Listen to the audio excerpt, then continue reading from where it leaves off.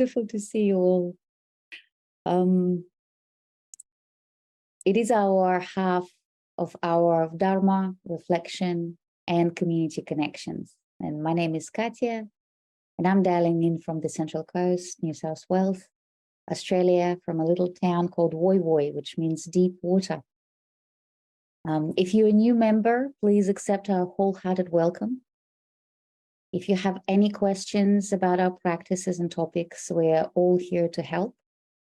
If you're a regular, welcome back. It is customary in Australia to begin any meeting by acknowledging the traditional owners of our land. So, in the spirit of reconciliation, I would like to acknowledge the traditional custodians of the land on which we walk, study, and reside, the Wadi Wadi people of the Dharawal Nation, and to pay my respects to elders past, present, and emerging. I also pay my respects to the traditional custodians of the various lands on which you all are.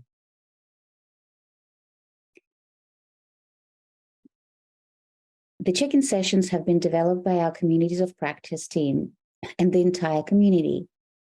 These sessions aim to develop a reflective practice in response to changes and challenges of the world. Guided by humanistic Buddhism, we would like to cultivate our practices and build memorable friendships. Next slide. In June, we were delighted to have Venerable Mao Guang and her team share some inspirational Bodhi light tales with us. This week, we're returning to a format called Turning Points Stories, where we invite community members to share impactful experiences which have allowed their lives and perspectives to shift. Today, it is my pleasure to introduce our wonderful friend, Nissa Shayathanar. And today she will be sharing her story about the art of self-compassion. But we will start with our usual mindful check-in. Welcome, Nissa.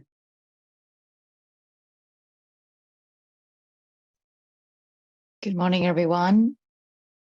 I will begin. I'm really grateful to be here, and I'm honored to have the opportunity to share something that I'm really passionate about and something that I really feel dear to my heart. But we're going to start in with the practice of, compassion to ourselves, meditation. So I'll just get my timers up and trying to keep it on time. So find yourself in a comfortable seating, whether it is on the chair, it could be sitting on your on the ground, if that's comfortable. I think most of us will be on the chair. Make sure your feet happen to be land well comfortably on the earth and feel the sense of lifting of your spine. Your palms could be rest, whether on your thighs facing down or could be turning up. I find that for me, when I have the palms turned up towards the sky, it's just kind of a gesture of offering the space here for myself and the connection to all, a sense of love that running through me to others. But sometimes when my mind's feeling busy, I sometimes have the palm rest on the thigh, just feel a bit more grounded with a sense of connection of hand to the skin. Just taking moments here, just kind of check in how you feel, scanning through slowly from head to toes. You might soften the gaze down if this is helpful.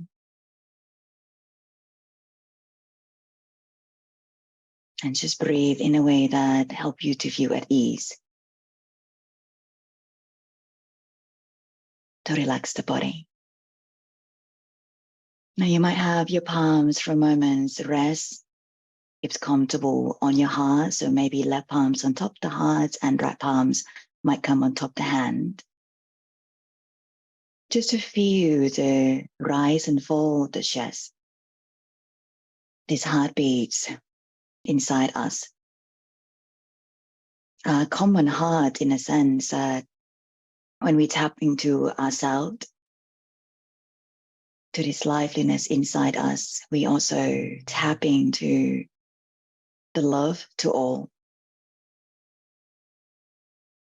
So we're tapping into the common heart.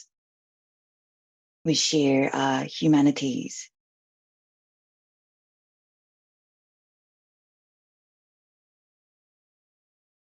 And the more that you rest your attentions into the heart, so you can allow this space to open to welcome us, to be friend with our bodies, particularly where it might feel some tightness.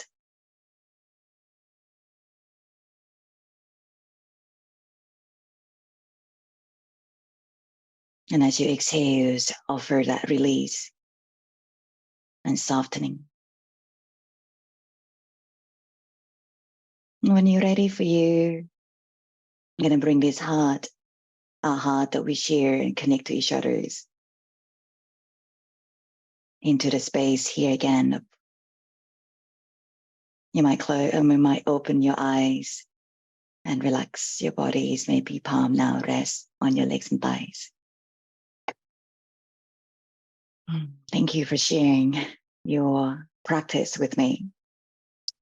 So my stories of my turning point stories on self-compassions for me is it's not just the practice, but I really passionately really feel that is something that really saving my life. When self-compassions I studied from Buddhism and from yoga since I was young, and I didn't quite understand it until I began to understand, or needed to understand more, when I was teenage. And the three components of self-compassions, whether from Buddhism's or in a science compassion, self-kindness, mindfulness, and connectedness, that I find really is the keys to really kind of nourishing us out. So next slide for me, please. And the reasons that I really find self-compassion is the way to save my life was that when I was teenagers, I have issues with eating disorders and self-judgments, that always constantly judging myself in a way that's really that I've never been good enough. And I found later on, when I found what Tara Brooks mentions about trance of unworthiness, it seemed to very fit at how I felt at the times. And time to time, when I feel disconnected, I sometimes feel that. So the eating disorders came when, as a lot of teenage girls, having problems with eating disorder, might have some issue with fitting in. I felt that I need to be as thin as I could possibly be in order to be fit in with the group. And so, I starved myself most of the time, and was really afraid to eat, because I will be putting on weight and not going to be able to fit in, and I feel like my life at the time would be ended. And the more that I was trying to starve myself and trying to fit in, the worse that I just felt, and my energy just kind of depleted more and more. Eventually, this self-judgments and accumulatings of self-negative or the unhealthy relationship with my bodies became really worse, and to the point of I almost died from it. And even though, I was around with friends at the time, these were the photos when I was in international schools, in Hanoi International School, I really felt isolated. So when I found myself waking up again, survive from, almost lost my life in some sense, I tried to go back to understand what Buddhism's meaning in terms of metta karuna. So I decided I'm going to learn a bit more about what I've been learning since I was young. Next slide, please.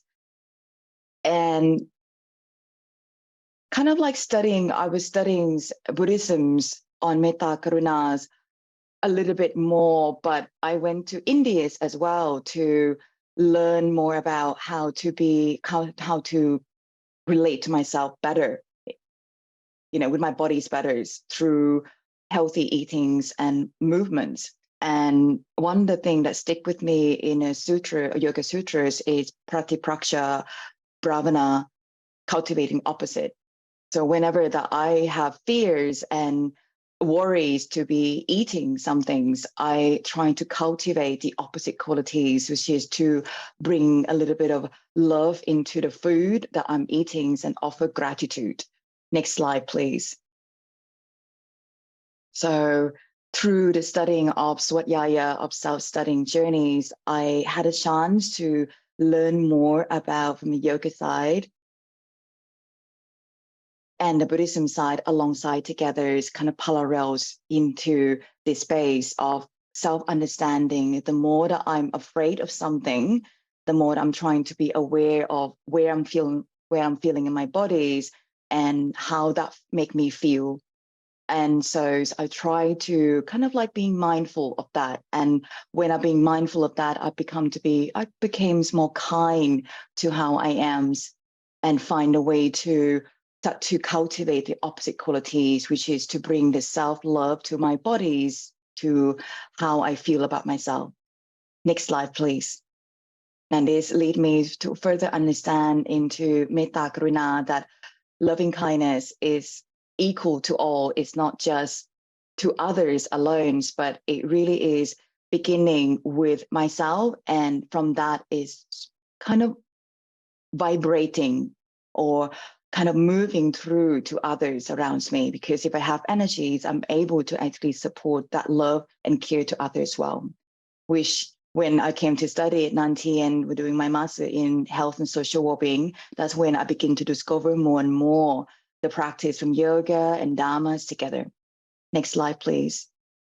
And the activities that I find that really help me to become more self-love and self-care is that going to connect with nature again. So kind of shifting from scaring to eating food well and choosing well, and learning to being active with movements or mindful movements in the bushwalking with my husband's there.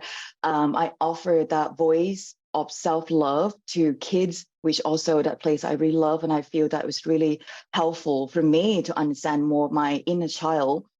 And the more I offer that love to others, it helped me to love myself a bit more. Yoga practice. And the other place that I really love is Toastmasters, that I found the group and communities that I've connected with. And through that, this is a place that really helped me to increase that self-love voice inside me. And also the place I could also perhaps inspire others to experience self-love. Next slide, please.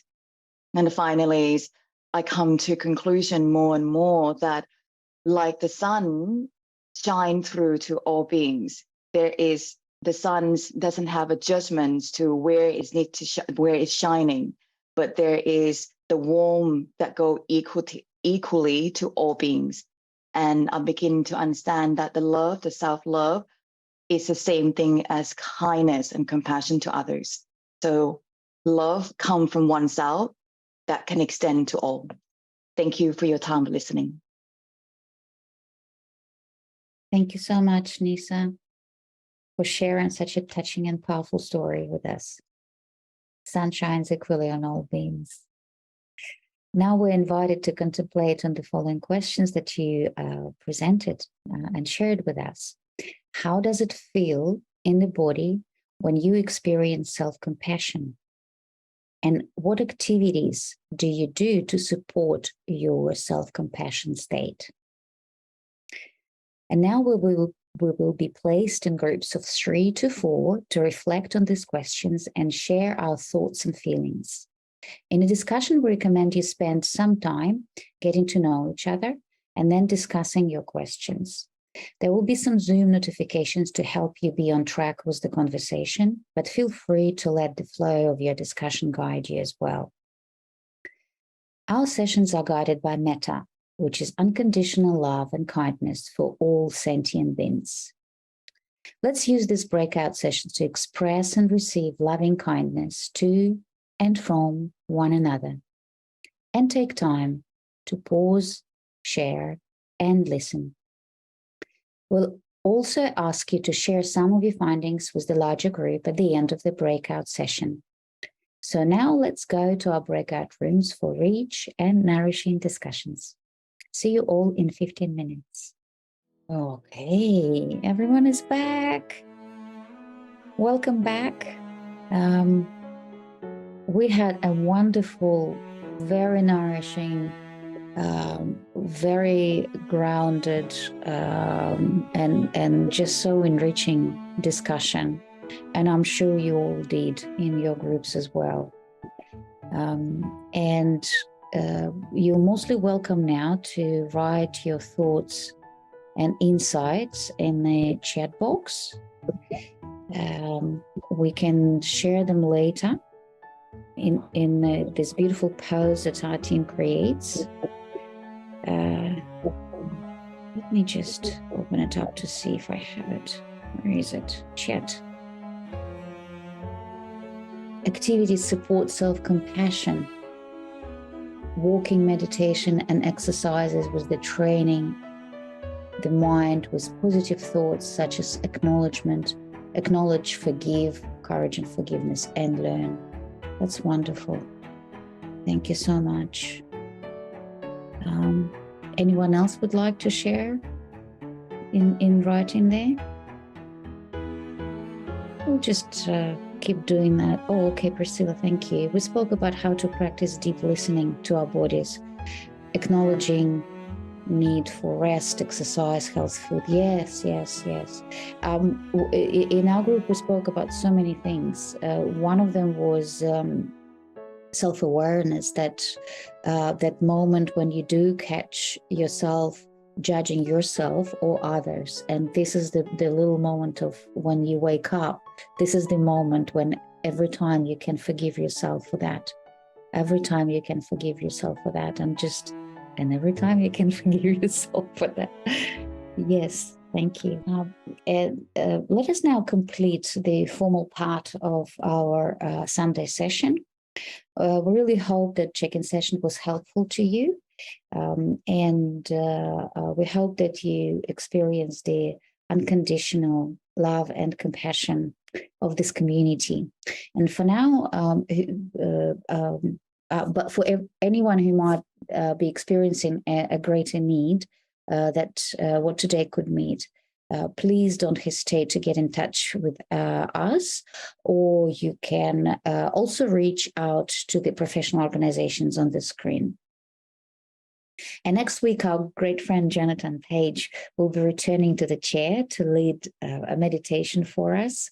And we're all looking forward to this experience, to feel the vibrations of kindness and depth that Jonathan radiates through his presence. And we're also calling for the turning point stories for the second half of the year. And if, like Nissa, you are interested and feeling brave to share your stories and reflections with the community, please message us in the chat box or inform us by email.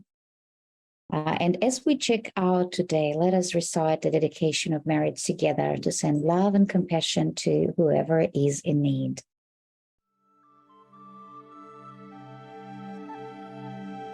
Let us now dedicate the goodness of what you have done to all living beings.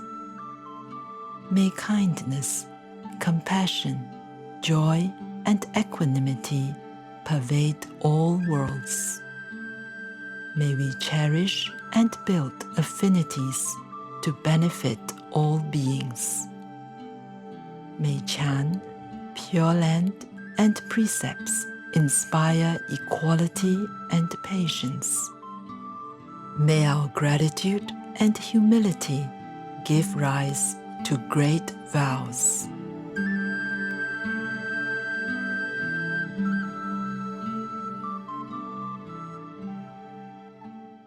Thank you so much, Nissa, for your time and generous sharing with us today. Priscilla for helping with the slides, and Lai Ching for being our IT master behind the scenes. A true teamwork. And thank you everyone for joining us. And now we will have our usual plenary session. So please stay around if you have time. Otherwise, see you all again next Sunday at 11 a.m.